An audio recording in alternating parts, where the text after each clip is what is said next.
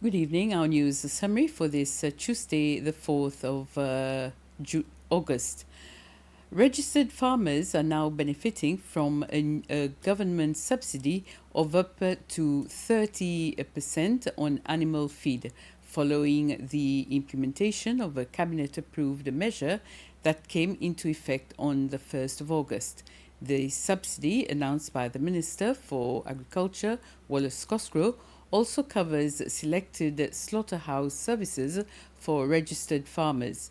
Speaking in the National Assembly, Minister Cosgrove was responding to a question from the leader of government business, Sylvain Lemiel, who sought further details on the recently announced support measures. The minister said the subsidies are intended to revive the local meat production sector after feed subsidies were withdrawn in 2023. He added that the initiative is expected to lower the cost of locally produced meat over time. According to Minister Cosgrove, the measures form part of the government's broader strategy to strengthen food security by increasing domestic meat production. He also noted that locally produced meat is considered a healthier option than imported products. The subsidy scheme will be reviewed every 6 months in consultation with key stakeholders, and safeguards have been put in place to prevent abuse. The police commissioner, Godfrey Hermit, has launched an advisory committee of former police commissioners and senior officers to strengthen leadership and governance within the Seychelles police force. Speaking at the launch at the police headquarters in Victoria today, Commissioner Hermit said the committee will provide strategic guidance and share its experience to help the force respond to evolving policing challenges, including cybercrime, transnational crime, and growing public expectations.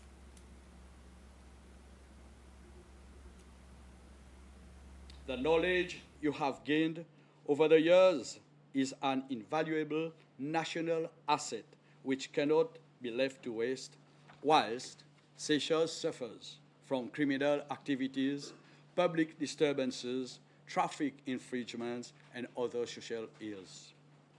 Your collective insights will help us build on past successes, learn from previous challenges, and identify innovative approaches to meeting the evolving demands of modern policing. This committee has been established as a forum where former police commissioners, deputy and assistant commissioners can come together to share their experiences, exchange ideas, and provide thoughtful advice on matters affecting the leadership, management, and administration of our police force. While every generation of police leaders brings fresh perspective, there is tremendous value in drawing upon the experience of those who have walked this path before us.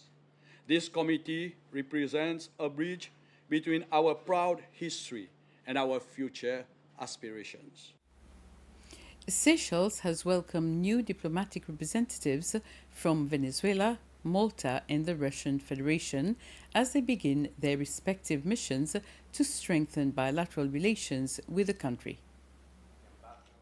The Venezuelan ambassador Carlos Feo Acevedo is the third Venezuelan ambassador credited to Seychelles since diplomatic relations were established in 1991. With extensive experience working on African affairs, he says he hopes to further strengthen cooperation between the two countries. Between Venezuela and Seychelles, between our region, Latin American region, and African region, has to be strengthened because we share already a lot of similarities. In the historical field, in the cultural field, we look together. It's not casual that we look similar. Dr. Omar Seguna is Malta's first High Commissioner credited to Seychelles. With a background in education and digital literacy, Dr. Omar says that his appointment is a milestone in the relations between the two island nations.